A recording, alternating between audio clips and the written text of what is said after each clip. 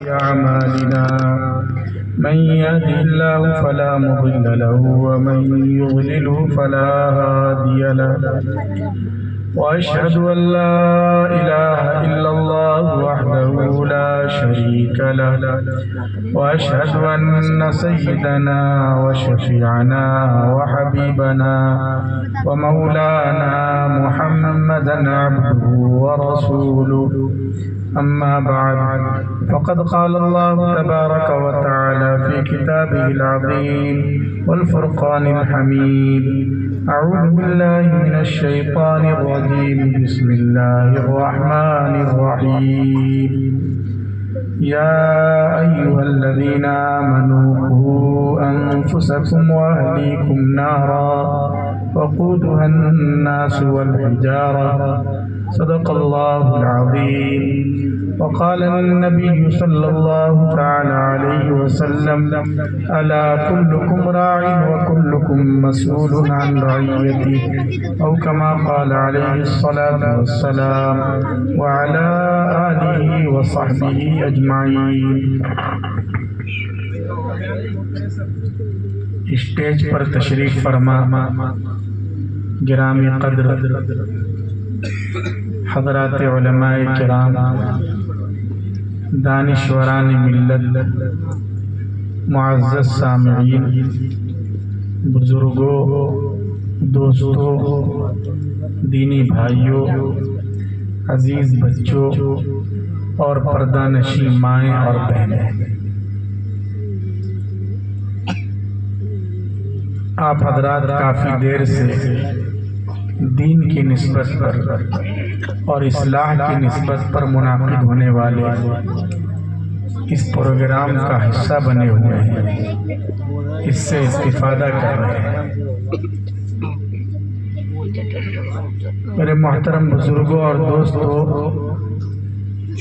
یوں تو اس وقت امت کے سامنے بہت سے مسائل ہیں، جن میں سے چند مسائل کا آپ کے سامنے تذکرہ آیا، لیکن صحیح بات یہ ہے کہ اس وقت جو سب سے بڑا چیلنج ہے، جو سب سے بڑا مسئلہ ہے، وہ در حقیقت فتنوں کے اس دور میں اپنے اور اپنی نسلوں کے ایمان کی حفاظت کا مسئلہ ہے. دیکھیے، ہمارے پاس ایمان یہ سب سے قیمتی سرمایہ ہے. ایمان سے بڑھ کر کوئی دولت نہیں ہے.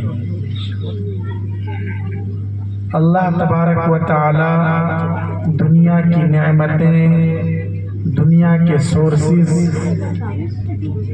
دنیا کی آسانیاں، عہدے، بنگلے، کاریں ان لوگوں کو بھی عطا کر دیتے ہیں جو اللہ کے باغی ہیں، اللہ کے دشمن ہیں، جو اللہ کو ہی نہیں مانتے، اللہ کے ساتھ شریک ٹھہراتے ہیں.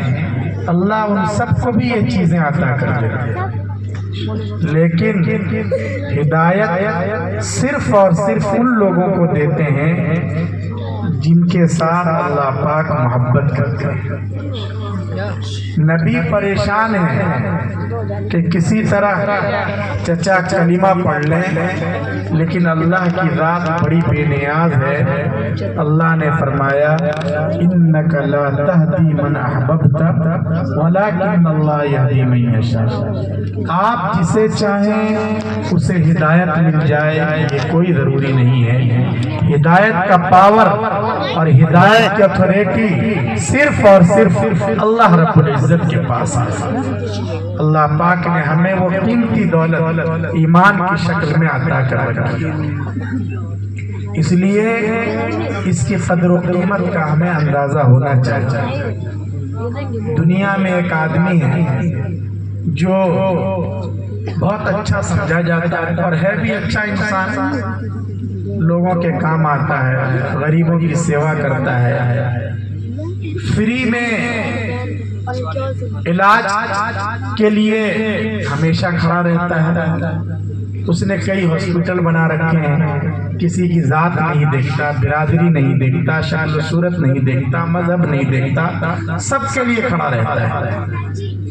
تو ظاہر ہے کہ سب لوگ اس کا ریسپیکٹ کریں گے، احترام کریں گے، اس کے ساتھ محبت سے پیش آئیں گے۔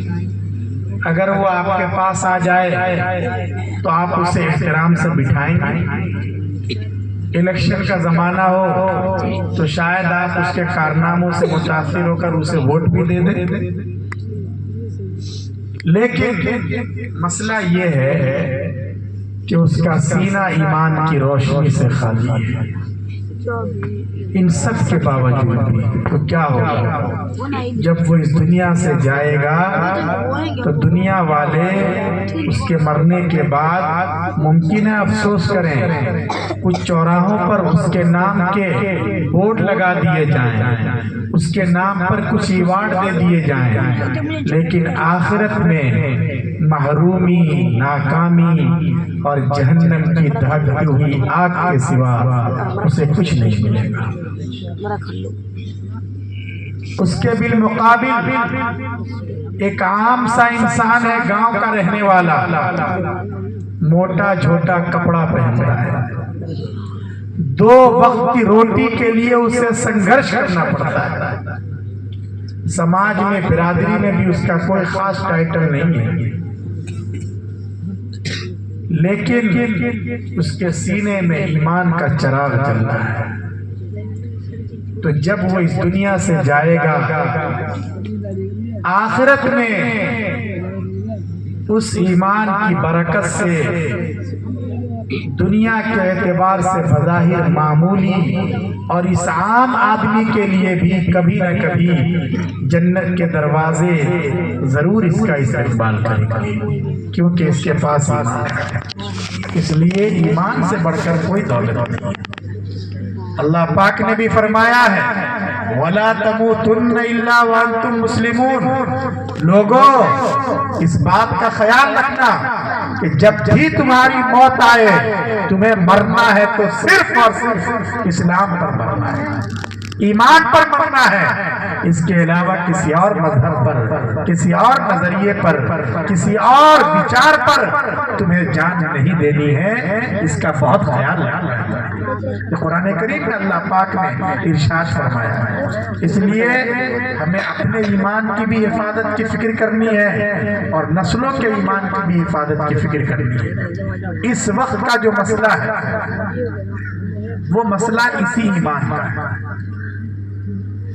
یہ فتنوں کا زمانہ ہے، اس زمانے میں اس وقت ڈائریکٹ ایمان کو ٹارگٹ کیا جا رہا ہے، صرف عمل پہ بات نہیں ہے، بات بہت آگے بڑھ چکی ہے۔ اعمال میں کمی، نماز کی کوتاہی، روزے کی کوتاہی اللہ تبارک و تعالیٰ معاف بھی کر دیں گے، لیکن اگر ایمان میں ہی خلل آ جائے، ایمان میں ہی کمی آ جائے تو پھر تو انسان کہیں کا نہیں رہے گا۔ اس وقت جو حملہ ہو رہا ہے وہ براہ راست ایمان پر حملہ ہو رہا ہے، ایمان کو ٹارگٹ کیا جا رہا ہے، ہماری نسلوں کے عقیدے کو، ان کی فکر کو خراب کرنے کی کوشش کی جاتی ہے۔ اس لیے اپنے بچوں کا عقیدہ درست کیجئے، توحید کا عقیدہ، رسالت کا عقیدہ، آخرت کا عقیدہ، یہ انتہائی بنیادی عقائد میں سے ہے۔ ہمیں اپنے بچوں کو تیار کرنا ہے، اور حدیث پاک میں پیشین گوئی بھی ہے کہ جب قیامت قریب آئے گی، فتنوں کا زمانہ آئے گا تو لوگوں کے لیے ایمان پر قائم رہنا اتنا آسان نہیں ہوگا۔ بہت تیزی کے ساتھ لوگ اپنا مذہب بدلیں گے، چھوڑیں گے۔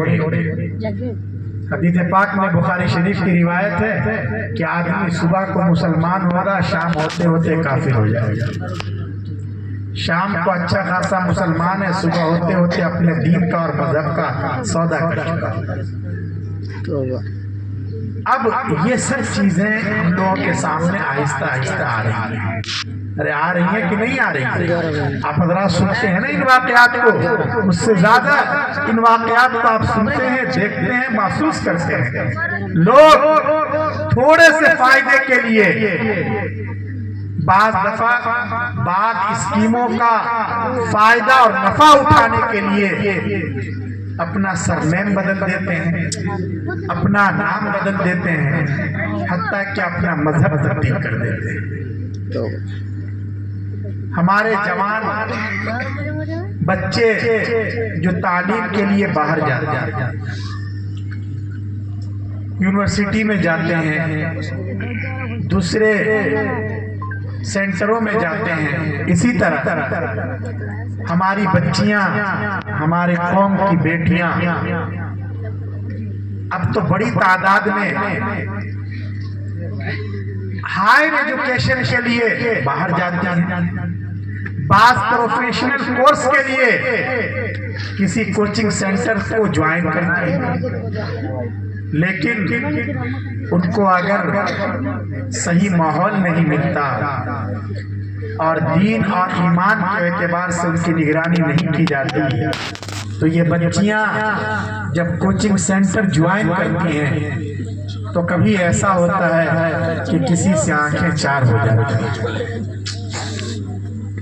پھر اس کے عشق اور محبت کا ایسا بھوت سوار ہوتا ہے کہ اپنی برادری، اپنے ماں باپ، اپنے خاندان اور اپنے سماج کی عزت کی کوئی پرواہ نہیں ہوتی۔ ایک وقت ایسا آتا ہے جب وہ کسی غیر کے ساتھ بھی پھیرا لگانے پر تیار ہو جاتا ہے، اس طرح وہ اپنا مذہب اور اپنا ایمان کھو دیتے ہیں۔ تو یاد رکھیے اس طرح کے جو واقعات پیش آ رہے ہیں، آخر اس کی ذمہ داری کون لے گا؟ ہم لوگ ان واقعات پر بات نہیں کرتے اس لیے کہ ہمیں سننا اچھا نہیں لگتا کہ ہمارے قوم کے بچے بگڑ رہے ہیں، ہماری بچیاں مخلوط نظام تعلیم کی وجہ سے اور صحیح سسٹم نہ ہونے کی وجہ سے، ماں باپ کے غفلت کی وجہ سے، قوم کے مقتداؤں کی بے حسی کی وجہ سے وہ اپنے مذہب کو چھوڑ کر ہمیشہ کے لیے جہنم کی آگ کو اپنا رہی ہے اور ہم اس پر بات کرنے کو تیار نہیں ہے۔ آخر یہ سب کب تک چلے گا؟ اس لیے لوگوں، وقت آ گیا ہے کہ جو سماج کی برائیاں ہیں، جو ہمارے ویک پوائنٹ ہیں، جو ہماری خرابیاں ہیں، ان پر ہم کھل کر گفتگو کریں، تب تو ان کا علاج ہو سکے گا۔ اس لیے ان چیزوں پر بہت زیادہ نظر رکھنے کی ضرورت ہے۔ اتنی تیزی کے ساتھ ارتداد کے واقعات پیش آ رہے ہیں، روزانہ اخبار میں کوئی نہ کوئی خبر رہتی ہے، فلاں کی شادی اس کے ساتھ ہو گئی، اور اب تو اس کے واقعات، اس طرح کے واقعات کے علاوہ اب دوسری طرح کے واقعات رہتے ہیں۔ ہم تو یہ سمجھتے ہیں کہ ارتداد کے واقعات آج کل پیش آ رہے ہیں، لیکن اخبارات میں خبر ہوتی ہے کہ نہیں، ایک مسلم لڑکی نے آج سے 5 سال پہلے ہی مرتد ہو کر کسی کو اپنا لیا تھا اور اب اس کی لاش کے ٹکڑے ملے، اب اس کے ساتھ یہ حادثہ پیش آ رہا ہے، یہ مسئلہ پیش آ رہا ہے۔ تو یہ اپنے مذہب کو بھی تباہ کر رہی ہیں اور اپنے مستقبل کو، اپنے جان کو بھی تباہ کر رہی ہیں۔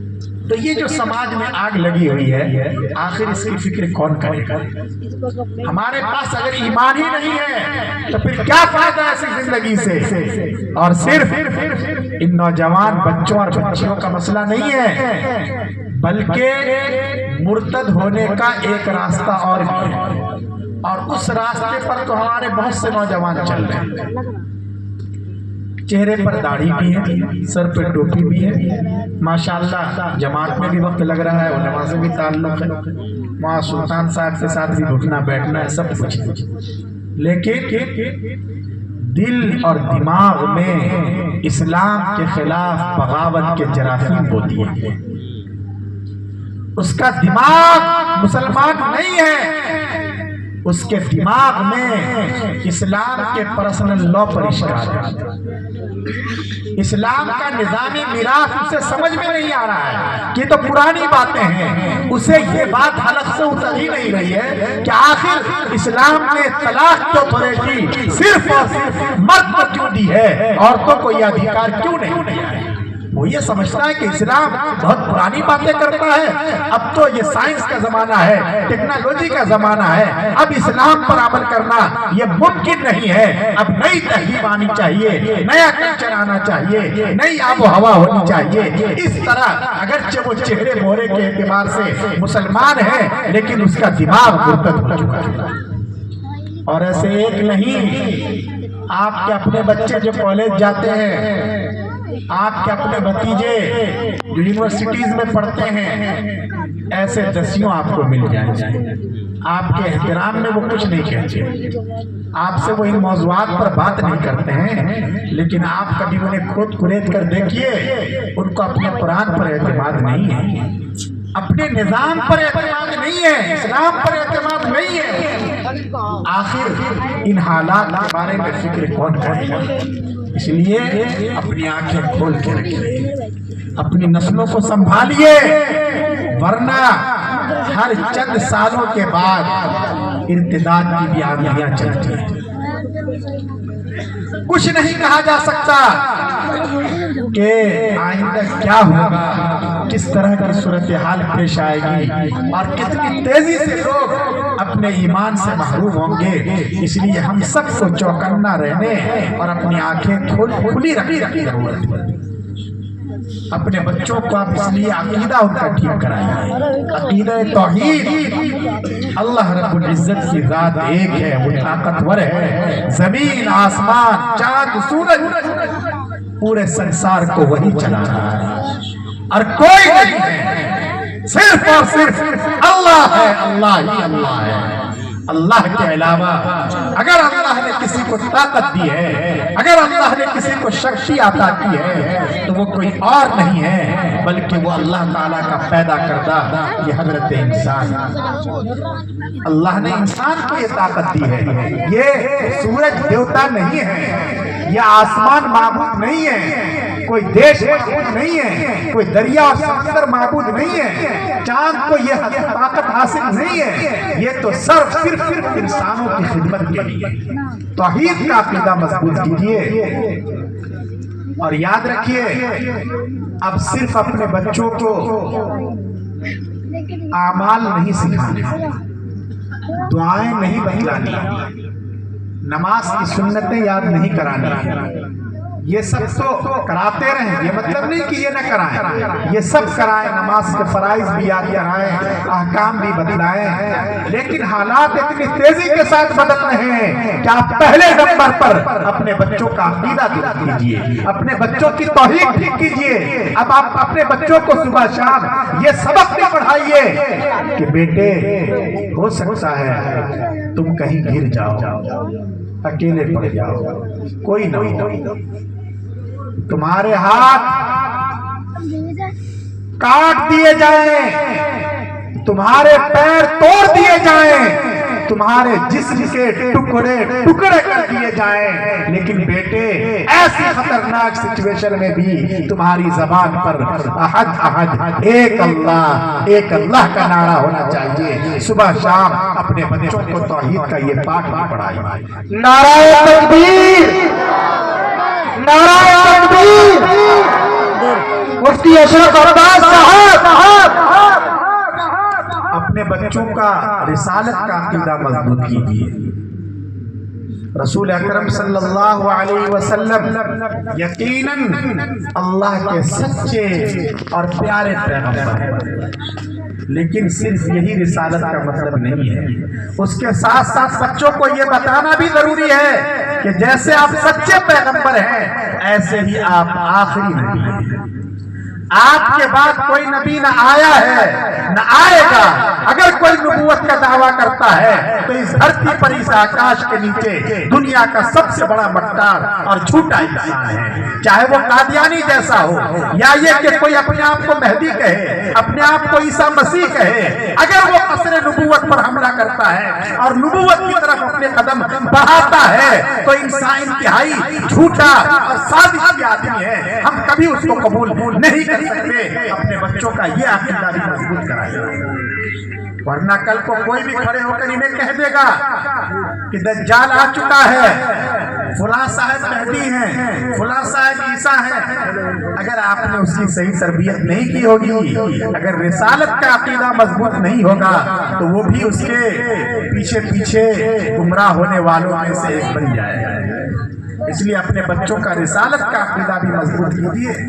अकीदे का मजबूत होना बहुत जरूरी है, और अपने बच्चों और नस्लों के ईमान की फिक्र कीजिए। माशाअल्लाह आप हजरात का इन मदरसों से ताल्लुक है, इन इदारों से ताल्लुक है, उलमा से ताल्लुक है। इन मदरसों में यही ईमान का सबक दिया जाता है, अमन का पाठ पढ़ाया जाता है, इंसानियत की तालीम दी जाती है, माँ बाप का एहतराम करना सिखलाया जाता है, अच्छे समाज और अच्छे मुआशरे को कैसे तशकील दिया जाए, मदरसों में ये सबक दिया जाता है। आप हजरात काबिल मुबारकबाद हैं कि आपका ताल्लुक इन मदरसों से। और याद रखिए, ये जो बच्चे हैं हमारे पास, ये अल्लाह तबारक व तआला की तरफ से अमानत है। अगर ये बच्चे बिगड़ते हैं, गलत राह पर जाते हैं, गुनाह के काम करते हैं, तो हमसे भी पूछा जाएगा। आपके पास, लोगों के पास आमतौर से क्या है भाई, आजकल पैसे की कमी नहीं है, अच्छे अच्छे स्कूल की कमी नहीं है। अगर हमने अपने बच्चे को अच्छी सी डिग्री दिला बड़े ओहदे पर पहुंचा दिया, लेकिन हमने उसे तौहीद नहीं सिखाई, कुरान नहीं पढ़ाया, आखिरत के बारे में नहीं बतलाया, तो कल को अगर वो कुफ्र करता है, शिर्क करता है, खड़े होकर पेशाब करता है, सूर्य नमस्कार करता है, भारत की वंदना करता है, जिसकी पादाश में उसे जहन्नम की दहकती हुई आग के हवाले किया जाता है, तो याद रखिए वो तन्हा हरगिज जहन्नम में नहीं जाएगा, बल्कि अपने साथ अपने प्यारे माँ बाप को भी घसीट कर ले जाएगा। इसलिए हमें अपने बच्चों के सिलसिले में बहुत हसास होने की जरूरत है। ये मतलब नहीं कि हम अपने बच्चों को साइंस न पढ़ाएं, हम अपने बच्चों को टेक्नोलॉजी न सिखाएं। क्यों?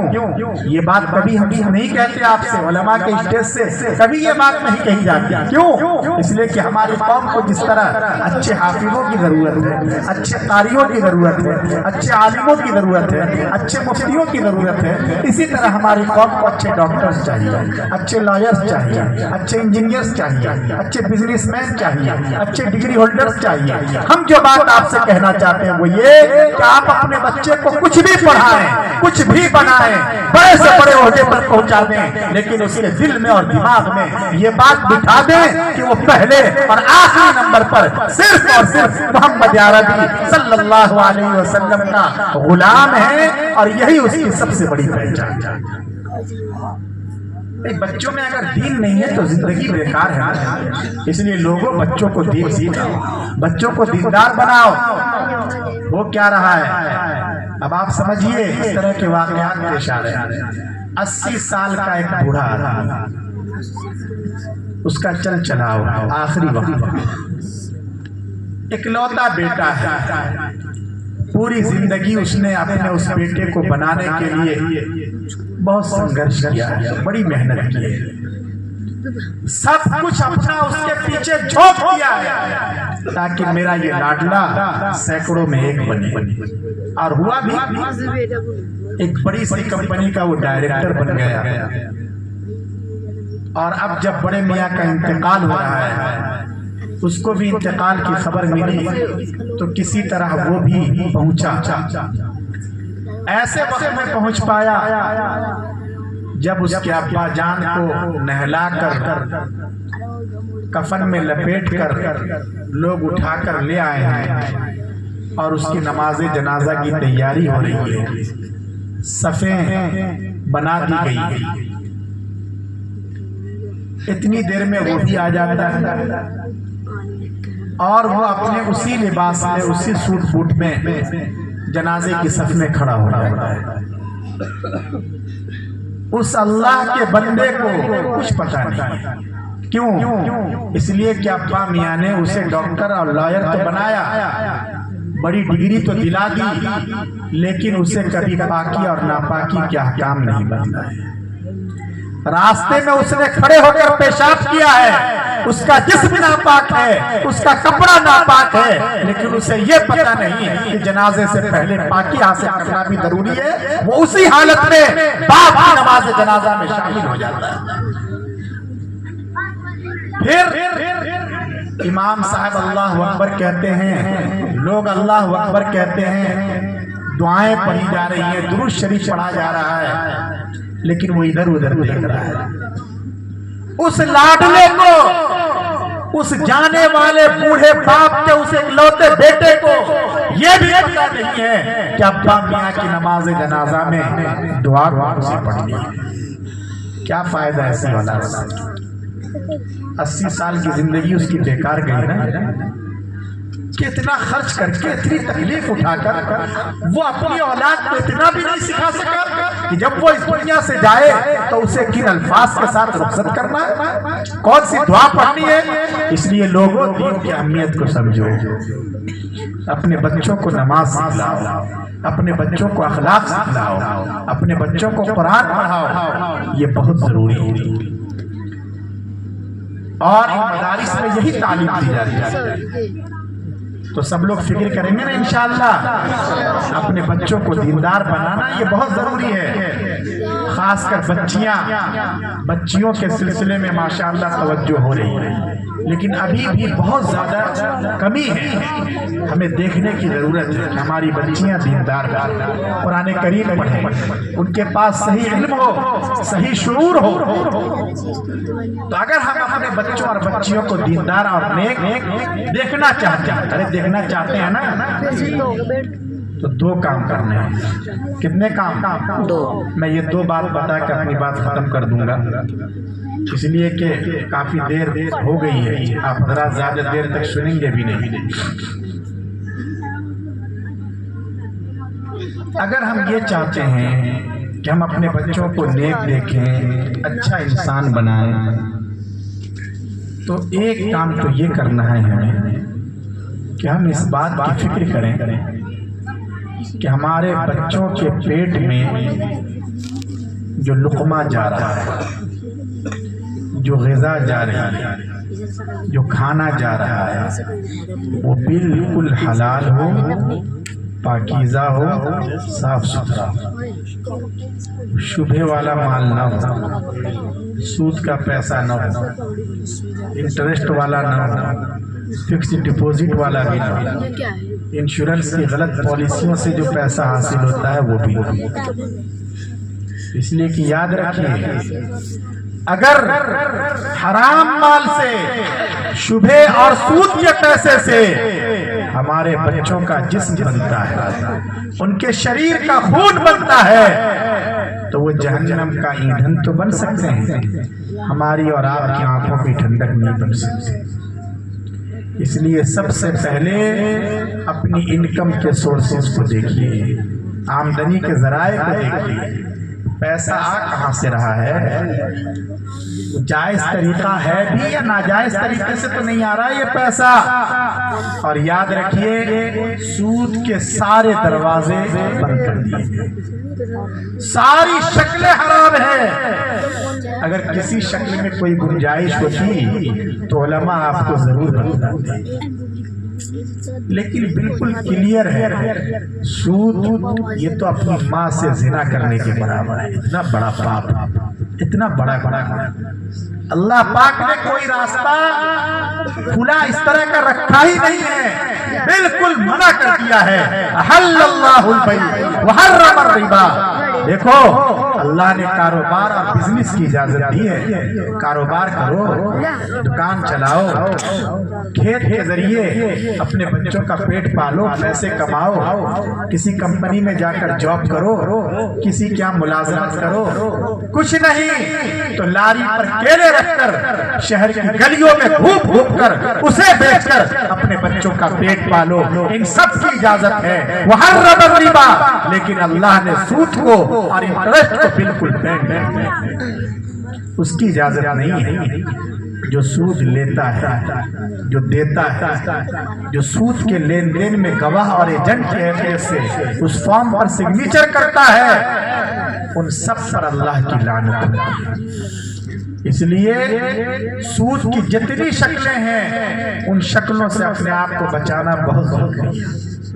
اللہ کی لعنت اترتی ہے ایسے سماج پر، ایسے گاؤں پر جہاں سود خور لوگ ہوتے ہیں۔ اور اب تو صورتحال یہ ہے، بہت سی بستیوں میں آگ لگی، سودی کمپنیوں کے نمائندے آتے ہیں۔ آپ کی بستی محفوظ ہوگی اس لیے کہ آپ کا تعلق علماء سے ہے، بزرگوں سے، آپ کے یہاں مدرسہ بھی ہے، سب کچھ ہے، اس لیے آپ حضرات محفوظ ہوں گے۔ ورنہ کئی بستیوں کے بارے میں اس طرح کی رپورٹیں آ رہی ہیں کہ سودی کمپنیوں کے نمائندے وہاں جاتے ہیں اور وہ صرف ماؤں اور بہنوں کے نام، مہیلاؤں کے نام پر سودی قرض دیتے ہیں، اور ان کے جو گارجین ہیں، ان کے جو شوہر ہیں، ان کی بھی عقل ماری جائے گی۔ وہ دھڑلے سے اس کی اجازت دے رہے ہیں۔ اس طرح یاد رکھیے، حرام مال اللہ اور اس کے رسول کے غضب کو دعوت دینے والا مال ہمارے بیڈ روم تک پہنچ رہا ہے۔ تو ان حالات میں کیا ہمارے گھر پر، ہمارے خاندان پر، ہماری فیملی پر اللہ کی رحمت نازل ہوگی؟ اس لیے ہم سب کو توبہ کرنا چاہیے کہ ہم سودی چیز سے بالکل بچیں گے، بچائیں گے۔ بھائی سب لوگ اس کی فکر کریں گے، یہ بہت ضروری ہے۔ یہ اپنے بچوں پر رحم کیجیے خدا کے واسطے۔ یہ چھوٹے چھوٹے بچے، یہ چھوٹی چھوٹی بچیاں، یہ ہمارا فیوچر ہے، مستقبل ہے۔ لیکن ابھی سے اگر ان کے خون میں حرام مال دوڑے گا، ان کے جسم میں اگر سود کا پیسہ ہوگا، تو پھر بڑے ہو کر یہ کیا کریں گے؟ یہ کرائم کریں گے، کرائم سماج کے لیے، سوسائٹی کے لیے، برادری کے لیے سمسیائیں پیدا کریں گے، آپ کو دھکا دیں گے، آپ کی توہین کریں گے، آپ کو پریشان کریں گے۔ اس لیے کہ ان کی پرورش حرام مال سے ہوئی ہے، یہ اپنی دنیا بھی تباہ کریں گے، آخرت بھی برباد کریں گے۔ اس لیے خدا کے واسطے ان بچوں پر رحم کیجیے، ان بچیوں پر رحم کیجیے، اس کی فکر کیجیے کہ ان کے پیٹ میں کبھی بھی کوئی حرام لقمہ نہ جائے۔ سب لوگ فکر کریں گے انشاءاللہ۔ خاص کر دین کا ماحول ہے، آپ کے پاس مدرسہ ہے تو ان چیزوں کی آپ فکر کر سکتے ہیں، ان چیزوں کی تعلیم ہو سکتی ہے۔ اور دیکھیے ان ساری برائیوں کی جڑ صحیح علم کا نہ ہونا ہے۔ جہاں جہالت ہے وہاں یہ ساری برائیاں بھی ہیں۔ اس لیے صحیح علم بہت ضروری ہے۔ ماشاءاللہ آپ کا کتنا اچھا ماحول ہے، بچوں نے کتنا اچھا سنایا، کتنا اچھا پڑھا، آپ حضرات یہاں آرام سے بیٹھے ہوئے ہیں، دین کی باتیں سن رہے ہیں۔ ورنہ جس ماحول میں مدرسوں کا نظام نہیں ہے، مکاتب کا کوئی سسٹم نہیں ہے، قرآن کریم سیکھنے اور سکھانے کی درسگاہیں نہیں ہیں، آپ وہاں جا کر دیکھ لیجیے صورتحال کتنی خراب ہے۔ اس لیے آپ ان مدرسوں کو قدر کی نگاہ سے دیکھیے، یہ اللہ کی بہت بڑی نعمتیں ہیں۔ آپ جا کر ذرا اس سماج کا جائزہ لیجیے، وہاں کیا ہو رہا ہے۔ ہمارے چھوٹے چھوٹے بچے، ہماری بچیاں یہ ہمارے ہاتھوں سے نکل رہے ہیں، کنٹرول سے باہر ہیں۔ ایسے سماج میں جا کر آپ دیکھیے، کم عمر کے یہ بچے، 8 سال کے، 10 سال کے، 12 سال کے بچے کیا کر رہے ہیں؟ گٹکا کھا کھا۔ جہاں صحیح تعلیم اور تربیت کا نظم نہیں ہے، 10 سال کے بچے، 12 سال کے بچے گٹکا کھاتے ہیں، تمباکو کھاتے ہیں، سگریٹ پیتے ہیں۔ حق تو یہ ہے کہ کم عمری میں ہی انہیں نشے کی لت لگ جاتی ہے، حالانکہ نشہ حرام ہے، حرام۔ الخمر جماع الإثم، شراب گناہوں کی جڑ ہے۔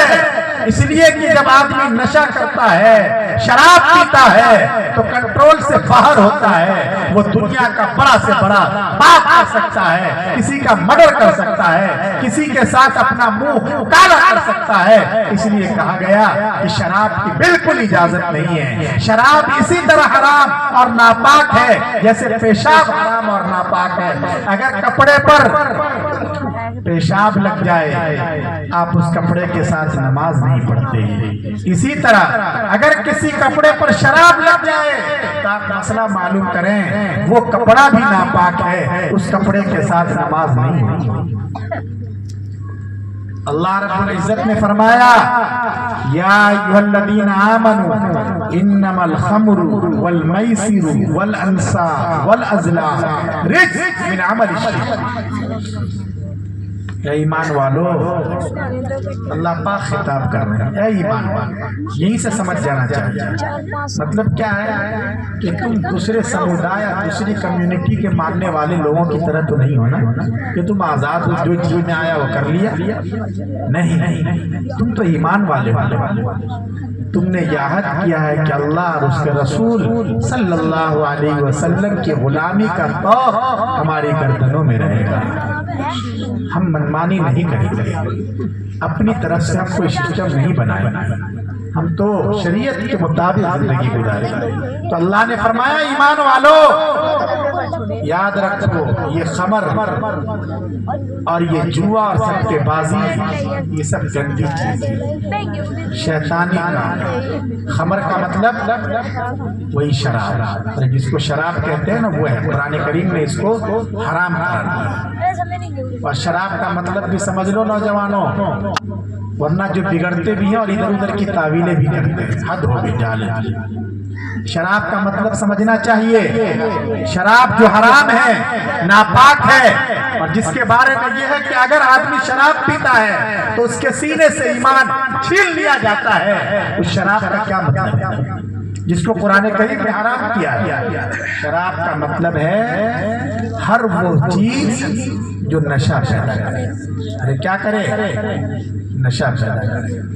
چاہے ہم اسے شراب پئیں, چاہے ہم اسے بیئر پئیں, چاہے وہ بھنگ اور گانجے کی شکل میں ہو, لیکوڈ شکل میں ہو, یا کیپسول کی شکل میں ہو, یا یہ کہ سگریٹ یا انجیکشن کے ذریعے اس کا اثر شریر کے اندر تک پہنچایا جائے, یا یہ کہ کوئی کھانسی کی دوا کوریکس کو اتنی بڑی مقدار میں پی لے کہ اس کا دماغ گھومنے لگے, اگر اس کی وجہ سے نشہ آتا ہے تو وہ شراب ہے, حرام ہے, اور اسلام کے خلاف بغاوت ہے, اور اس کی بالکل اجازت نہیں. لیکن آپ ذرا ادھر ادھر کے احوال کی خبر لیجئے, کیا ہو رہا ہے. مسلم بستیوں میں بھی یہ تباہی آ رہی ہے, نوجوان بھی اور جوان بیٹیاں بھی اب اس کی شکار ہوتی جا رہی ہیں. اس لیے سب لوگوں کو فکر کرنے کی ضرورت ہے. حاجی صاحب آرام سے بیٹھے ہوئے اللہ کا شکر ادا کر رہے ہیں کہ نہیں میرا پوتا تو نہیں پیتا ہے. ہاں ٹھیک ہے, میرے محلے کے کچھ بچے ہیں یہ تو باپ دادا کے زمانے سے بگڑے ہوئے ہیں, وہ پیتے ہیں, اس لیے مجھے فکر کی ضرورت نہیں. حاجی صاحب یہ سوچ آپ کی صحیح نہیں ہے. دیکھیے اگر محلے میں آگ لگتی ہے, کوئی چنگاری اٹھتی ہے, تو اس سے کبھی بھی آپ کا مکان بھی جل سکتا ہے, آپ کا پوتا بھی بگڑ سکتا ہے. اس لیے ابھی سے فکر کیجئے, سماج میں ان برائیوں کو مت پنپنے دیجئے. یہ بہت ہی جان لیوا برائیاں ہیں, اس لیے سب کو توبہ کرنی چاہیے. عجیب بات ہے, اتنے حالات خراب ہیں, اتنی صورتحال خراب ہے, اس کے باوجود مسلمانوں میں اس طرح کی حرام چیزیں, حرام وبائیں ابھی تک پائی جا رہی ہیں. ایک گاؤں میں, سہارنپور کے پاس ایک گاؤں میں حادثہ ہو گیا تھا کہ زہریلی شراب پی کر کچھ لوگ مر گئے. اخبارات میں بھی آیا تھا. تو ہم نے سوچا کہ فلاں گاؤں کے پاس فلاں سمودائے کے لوگ رہتے ہیں, شاید وہی لوگ ہوں گے. لیکن جب ناموں کی لسٹ آئی تو آنکھیں پھٹی کی پھٹی رہ گئی. آپ کے سماج کے اور آپ کے قوم کے بچے اس میں زیادہ بڑی تعداد میں تھے مرنے والوں. تو اس لیے دیکھیے صورتحال بہت خراب ہوتی جا رہی ہے. اپنے بچوں پر نظر رکھیے, اپنی بچیوں پر بھی نظر رکھیے. بی بی سی نے ایک رپورٹ شائع کی ہے, پورا ایک سروے آیا ہے اس سروے میں یہ ہے کہ بڑی تیزی کے ساتھ تعلیمی اداروں میں بھی نشے کی لت عام ہوتی ہے، اور اس میں صرف لڑکے ہی نہیں ہیں، لڑکیاں بھی اس کی شکار ہو رہی ہیں۔ اس میں صرف دوسرے ہی لوگ نہیں ہیں، مسلم لڑکیاں بھی اس زہر کو اپنے جسم کے اندر اتار رہی ہیں۔ تو اس لیے ہم سب کو سوچنا چاہیے، غور کرنا چاہیے، سماج کی برائیوں پر ہم بات کیوں نہیں کرتے ہیں، فکر کیوں نہیں کرتے ہیں؟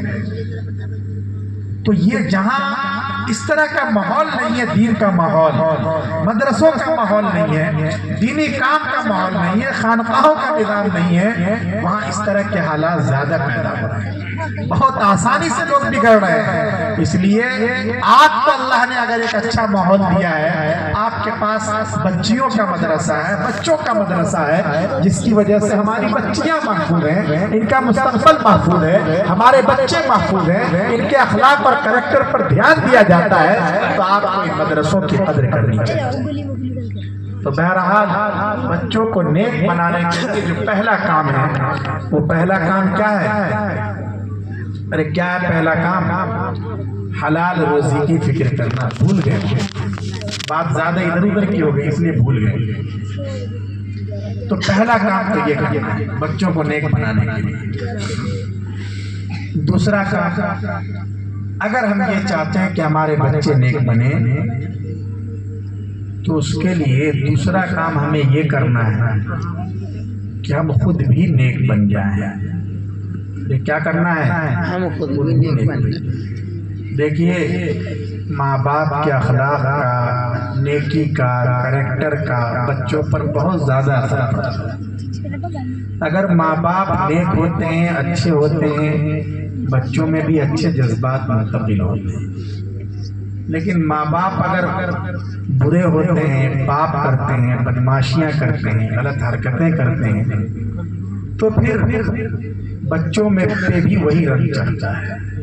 اس لیے اس کی فکر کرنی چاہیے۔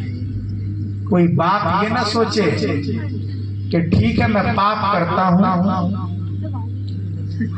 رات کو موبائل دیکھتا ہوں، فلمیں دیکھتا ہوں، موبائل پر ویڈیو گیم کھیلتا ہوں، یہ سب تو حرام اور ناجائز ہے نا۔ تو باپ یہ سوچ رہا ہے کہ ٹھیک ہے میں یہ پاپ کرتا ہوں، لیکن کب کرتا ہوں؟ جب میرے بچے سو جاتے، 12 بجے کے بعد میں فلم دیکھتا ہوں۔ میں نشہ کرتا ہوں، جوا کھیلتا ہوں، سٹے بازی میں اپنا پیسہ لگاتا ہوں، یا لاٹری کا ٹکٹ خریدتا ہوں، لیکن یہاں نہیں بلکہ شاملی جا کر یہاں کرتا ہوں، مظفر نگر جا کر۔ تو اس لیے میرے لاڈلوں پر اس کا اثر نہیں پڑے گا، یہ اس باپ کی بھول ہے۔ باپ اگر کوئی پاپ کرے، چاہے وہ رات کے اندھیرے میں کرے یا دن کے اجالے میں کرے، یہاں کرے یا دہلی جا کر کرے، اس کا اثر اس کے لاڈلوں پہ ضرور پڑے گا۔ اس لیے لوگوں، اپنے لیے نہ صحیح، کم از کم اپنے چھوٹے چھوٹے بچوں کے لیے، بچیوں کے لیے، اپنے نواسوں کے لیے، اپنے پوتوں کے لیے گناہوں سے توبہ کرو، یہ عہد کرو کہ ہم اپنے خدا کو ناراض نہیں کریں گے، ہم جھوٹ نہیں بولیں گے، ہم کسی کا دل نہیں دکھائیں گے، ہم نے اگر کسی کا قرض لیا ہے وقت پر اس کی ادائیگی کی فکر کریں گے، ہم موبائل پر ویڈیو گیم نہیں کھیلیں گے، فلمیں نہیں دیکھیں گے، قرآن کریم کی تلاوت کریں گے، نماز کا اہتمام کریں گے۔ کیوں؟ اس لیے کہ اگر یہ نیکیاں ہمارے اندر آ جائیں گی تو ان نیکیوں کی برکت سے اللہ ہمارے لاڈلوں کو بھی آباد رکھے گا، ہماری اولاد کو بھی شاد رکھے گا۔ اس لیے ماں باپ کو اپنے کردار کو سمجھنے کی ضرورت ہے، خاص کر ماؤں کا کردار بہت اہم ہوتا ہے۔ یہ جتنے بڑے بڑے اللہ والے ہیں جن کا نام سنتے ہی ان کی عظمت کی وجہ سے آپ کا سر جھک جاتا ہے، آپ ان سب کی ہسٹری کو پڑھیں. حضرت امام بخاری رحمۃ اللہ علیہ، شیخ عبد القادر جیلانی، خواجہ معین الدین چشتی اجمیری رحمۃ اللہ علیہ، بعد کے بزرگوں میں حضرت نانوتوی، حضرت مدنی، حضرت شیخ الحدیث رحمۃ اللہ علیہ، حضرت مولانا الیاس صاحب کاندھلوی رحمۃ اللہ علیہ. یہ جتنے اولیاء اللہ ہیں آپ ان کی ہسٹری کو پڑھیں گے تو پتہ چلے گا کہ انہوں نے جن ماؤں کی آغوش میں آنکھیں کھولی تھی اور جن کی کوکھ سے انہوں نے جنم لیا تھا، وہ مائیں بڑی نیک تھی، خدا ترس تھی. وہ مائیں حلال اور حرام کا خیال رکھا کرتی تھی، وہ گالم گلوج نہیں کرتی تھی، نمازوں کا اہتمام کرتی تھی. وہ اپنے لاڈلوں کو بغیر وضو کے اپنی چھاتیوں سے دودھ نہیں پلایا کرتی. امام بخاری علیہ رحمہ کی ماں رات کو تڑپ تڑپ کر رو رو کر مصلے کو اپنے آنسوؤں سے تر کر دیا کرتی تھی اپنے بیٹے محمد بن اسماعیل کے لیے، ان کی آنکھوں میں روشنی کو واپس لانے کے لیے. تو اللہ تبارک و تعالیٰ نے ان کے لاڈلوں کو محدث بنا دیا، مبلغ بنایا، مفسر بنایا، اپنے نیک بندوں میں شامل کر لیا. اس لیے ماں کے کردار کا بہت زیادہ دخل ہے. اب ہوتا کیا ہے اگر یہ مائیں اپنے کردار کو نہیں سمجھتی؟ نئی نویلی دلہن ہے، 6 مہینے یا 1 سال ہوا ہے نکاح کا، وہ بھی کیا کرتی ہے، جلدی جلدی کام نپٹا کر فوراً بھاگ جاتی ہے. کہاں؟ بیڈ روم میں جا کے بیٹھ جاتی ہے، اپنے بیڈ پر جا کے بیٹھ جاتی ہے. اور کیا کرتی ہے؟ بس وہی موبائل کے اسکرین پر تیزی کے ساتھ اس کی انگلیاں حرکت کرتی ہیں. وہ بھی ادھر ادھر کی غلط چیزیں دیکھتی ہیں. وہ زبان کا صحیح استعمال نہیں کرتی، اس کے اندر حیا نہیں ہے، شرم نہیں ہے، بغیر پردے کے شاپنگ کے لیے جہاں وہاں گھومتی رہتی ہے، غیبت کرتی ہے، شوہر کے ساتھ گالم گلوچ کرتی ہے. اللہ اللہ کہنے کے لیے اس کے پاس فرصت نہیں ہے. نماز کا کوئی اہتمام نہیں، قرآن کریم کی کوئی تلاوت نہیں، حلال حرام کا کوئی خیال نہیں، الٹی سیدھی حرکتیں اگر کرتی ہے تو یاد رکھیے ایسی ماؤں کے گود سے جو بچے جنم لیتے ہیں، ان کی کوکھ میں جو بچے پلتے اور پڑھتے ہیں، عام طور سے وہ شیطان تو ہوتے ہیں، اچھے انسان نہیں ہوتے. اس لیے ماؤں کو اپنا کردار سمجھنے کی ضرورت ہے. انہیں باکردار ہونا چاہیے، انہیں اپنے ظاہر اور باطن دونوں اعتبار سے سچائی کی راہ کو اپنانا چاہیے، اللہ اللہ کرنا چاہیے، قرآن کریم کی تلاوت کرنی چاہیے. پھر دیکھیے اللہ اولاد کو کیسے آنکھوں کی ٹھنڈک بنا دے. تو اس لیے اگر ہم اپنی اولاد کو نیک بنانا چاہتے ہیں تو یہ 2 کام تو کرنے ہی ہوں گے. سبھی لوگ فکر کریں گے انشاءاللہ. خاص کر ماؤں کا کردار ان کو سمجھنے کی ضرورت ہے. اگر ان تک آواز نہ پہنچ رہی ہو، خواتین تو نہیں ہیں جی، آواز پہنچ رہی ہے تو ٹھیک ہے. اگر آواز نہ پہنچ رہی ہے تو ممکن ہے کہ وہ بڑی تعداد میں، یہاں تو مجمع بہت زیادہ نہیں ہے، نوجوان بھی کم ہے، ٹھیک ہے، ہو سکتا ہے کہ ان تک آواز پہنچ رہی ہو تو وہ یہ سمجھیں. اور مائیں اگر چاہیں تو سماج کے سدھار میں اپنا بڑا کردار ادا کر سکتی ہیں. اب ہمارے یہاں شادیاں ہوتی ہیں، شادی اور نکاح جو ہوتا ہے ہمارے یہاں اب شریعت کے مطابق ہوتا ہے. ارے شادی کی ساری چیزیں شریعت کے مطابق ہوتی ہیں. کس کے مطابق ہوتی ہیں؟ برادری میں چلی آ رہی پرمپراؤں کے مطابق. گاؤں میں اور سماج میں جو ریت چلی آ رہی ہے اس کے مطابق یہ ساری چیزیں ہوتی ہیں. نکاح اور شادی کے دن تو ایسا لگتا ہے کہ ہم اور زیادہ بے لگام ہو جاتے ہیں. اس دن تو ایسا لگتا ہے کہ غیرت اور حمیت بھی مر جاتی ہے. دھڑلے سے ویڈیوگرافی ہوتی ہے، ہم آنکھیں بند کر لیتے ہیں، ہمارے گھر کی عزت باہر جاتی ہے اور ہمیں اس کی پرواہ بھی نہیں ہوتی. یاد رکھیے جیسے نماز عبادت ہے، روزہ عبادت ہے، زکوٰۃ عبادت ہے، ایسے ہی نکاح بھی عبادت ہے۔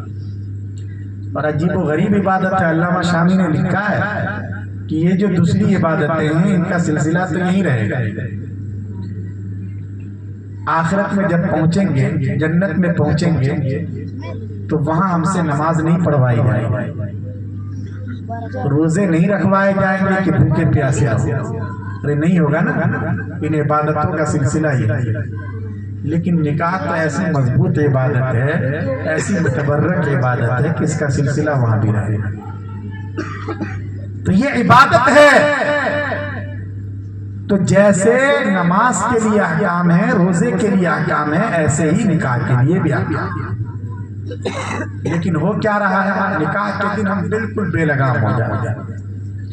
کتنے ہمارے سماج میں، معاشرے میں کم عقل اور بے وقوف قسم کے نوجوان ہمارے اپنے، وہ آج بھی ایسے ہیں جو یہ چاہتے ہیں کہ ان کے نکاح کے دن ڈی جے بجایا جائے۔ یہ کیا آفت آئی ہے، ہم نماز پڑھتے ہیں تو ڈی جے بجاتے ہیں، روزہ رکھتے ہیں تو پٹاخے پھوڑے جاتے ہیں، پھر نکاح بھی تو ایک عبادت کا دن ہے، اس دن آپ خوشی منائیے لیکن حد میں رہیے۔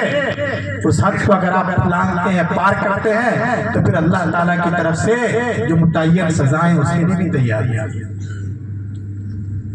ہر چیز کی ایک حد ہوتی ہے۔ ٹھیک ہے آپ خوشی منا رہے ہیں، آپ نے شادی حال کیا ہے، مبارک ہو، لیکن یہ کیا بات ہے کہ شادی حال میں آپ فضول خرچی کریں گے، وہاں آپ دھڑلے سے بے تحاشا ویڈیو گرافی کریں گے، 2 طرح کے سالن سے پیٹ نہیں بھر رہا ہے، 10 طرح کی ڈشیں بنوائی جا رہی ہیں، اور پلیٹ میں لے کر اور آدھا پلیٹ صاف کیا اور آدھا پلیٹ کھانا اس کو برباد کیا جا رہا ہے۔ ایک چاول کے دانے کے بارے میں اللہ تعالیٰ کے ہاں سوال ہوگا، اس لیے اس وقت اپنے دماغ میں اللہ تبارک و تعالیٰ کے ہاں جو سوال ہوگا اس کا تصور بھی کر لیں۔ کھجوروں میں جو خراب قسم کی کھجوریں ہوتی ہیں اور جھڑکنے سے نیچے گر گئی، اللہ کے رسول صلی اللہ علیہ وسلم نے فرمایا کہ ان نسبتاً کم بہتر کھجور کے بارے میں بھی اللہ کے یہاں تم سے پوچھا جائے گا۔ تو اتنی اچھی ڈشیں، اتنے اچھے کھانے، اس کو آپ ضائع کر رہے ہیں، برباد کر رہے ہیں، یا یہ کہ آپ اس کا ذریعہ بن رہے ہیں۔ اللہ تعالیٰ کا کیا جواب دیں؟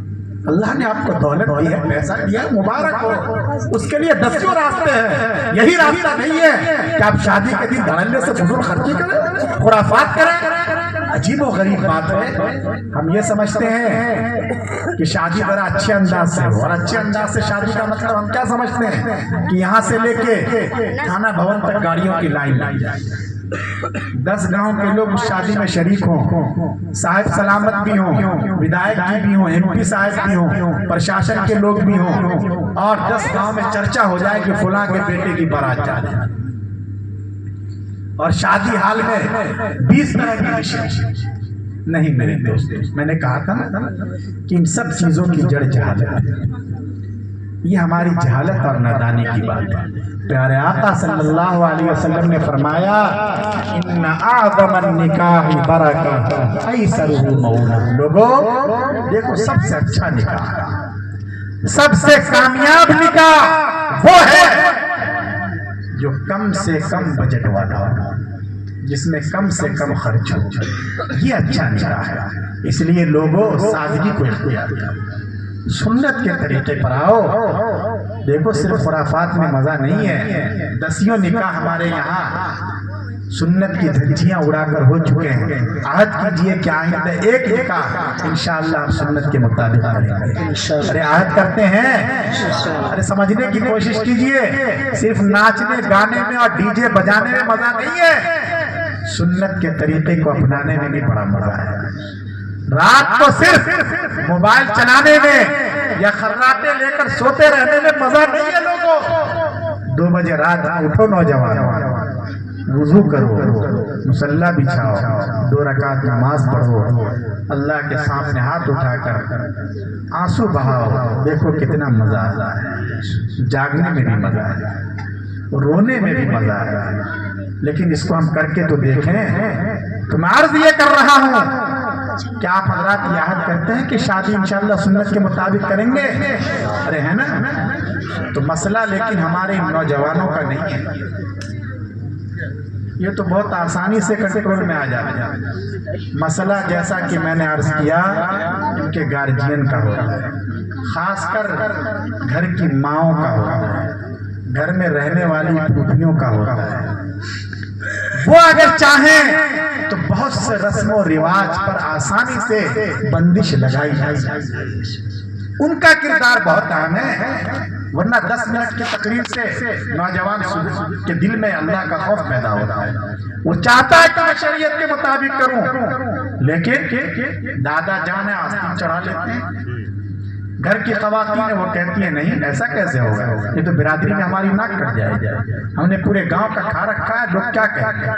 نہیں میرے دوست، اب برادری کی پرواہ مت کیجئے، اللہ اور اس کے رسول صلی اللہ علیہ وسلم کے احکام کو پورا کیجئے، دیکھیے کتنا مزہ آتا ہے زندگی میں، کوئی آپ کا کچھ نہیں بگاڑ سکے گا اگر اللہ کا خوف آپ کے دلوں کو روشن کیے۔ تو اس لیے ہماری مائیں اور بہنیں اگر چاہیں تو اس طرح کے رسم اور رواج پر تبدن لگانے میں وہ اہم کردار ادا کر سکتی ہیں۔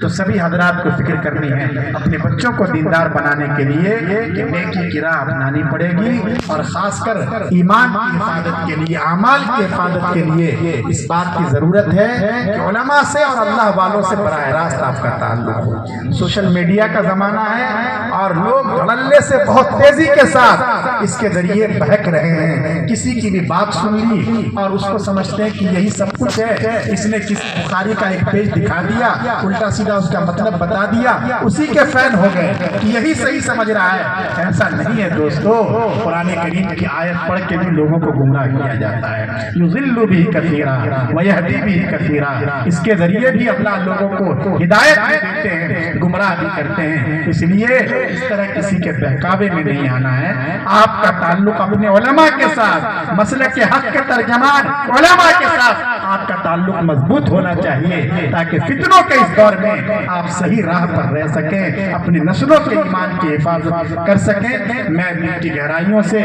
آپ سبھی حضرات کا شکر گزار ہوں، خاص کر اس ادارے کے جو ذمہ دار حضرات ہیں جنہوں نے مجھے یہاں مدعو کیا، اور آپ حضرات کی محبت کو میں سلام کرتا ہوں۔ آپ نے اتنے زور زور سے نعرے لگائے کہ پھر بھی بہت سے نوجوان جو میچ دیکھ رہے ہوں گے تب بھی وہ ادھر آ نہیں سکتے، حالانکہ اس سے تو ایسا لگ رہا تھا جیسے دیواروں میں ارتعاش پیدا ہو گیا، یہاں کی پوری فضا میں ایک حرکت گونجنے لگی تھی۔ لیکن بہرحال آپ حضرات جو ہیں، آپ حضرات کی محبت کی میں دل سے قدر کرتا ہوں۔ یقین مانیے علماء کے ساتھ، بزرگوں کے ساتھ، چاہے وہ صرف ظاہری نسبت رکھیں، ہو سکتا ہے اندر سے کیا حالات ہیں نہیں یہ تو اللہ جانتے ہیں، لیکن آپ ظاہر کے اعتبار سے سمجھ رہے ہیں کہ یہ عالم ہے تو ٹھیک ہی ہوں گے، اس وجہ سے تو آپ محبت کرتے ہیں۔ یاد رکھیے علماء اور بزرگوں کے ساتھ، اہل اللہ کے ساتھ، قرآن کریم پڑھنے اور پڑھانے والوں کے ساتھ آپ کا یہ جو تعلق ہے اور یہ محبت ہے، یہ محبت رائے گا نہیں جائے گی۔ ہو سکتا ہے کل قیامت کے دن یہی محبت آپ کے لیے نجات کا ذریعہ بن جائے، مغفرت کا سامان بن جائے۔ اس لیے کہ پیارے آقا صلی اللہ علیہ وسلم نے فرمایا المرء مع من احب، دیکھو کل قیامت کے دن انسان اسی کے ساتھ اٹھایا جائے گا جس کے ساتھ وہ دنیا میں محبت کرتا تھا۔ تو ہو سکتا ہے کل قیامت کے دن اللہ پاک جب ان علماء کے لیے، ان صلحاء کے لیے، ان بزرگوں کے لیے، ان خدام قرآن کے لیے جنت کا فیصلہ کریں تو ہو سکتا ہے ان کے قدم وہیں رک جائیں اور یہ کہیں خدایا یہ ہمارے گاؤں کے وہ لوگ ہیں جو دنیا میں ہم سے محبت کیا کرتے تھے، قرآن کریم پڑھنے پڑھانے والوں کو محبت کی نگاہ سے دیکھتے تھے، ہماری ایک آواز پر ہمارے پروگرام میں آ کر جم کر بیٹھ جایا کرتے تھے۔ خدایا ان پر بھی نگاہ کرم فرما دیجئے۔ تو ہو سکتا ہے ان بزرگوں کے صدقے، ان علماء کے صدقے اللہ ہمارے لیے بھی مغفرت کا فیصلہ فرما دیں۔ اس لیے کہ المرء ما من احب، انسان دنیا میں جس کے ساتھ محبت کرتا ہے اسی کے ساتھ آخرت میں بھی اٹھایا جائے گا۔ اس لیے آپ حضرات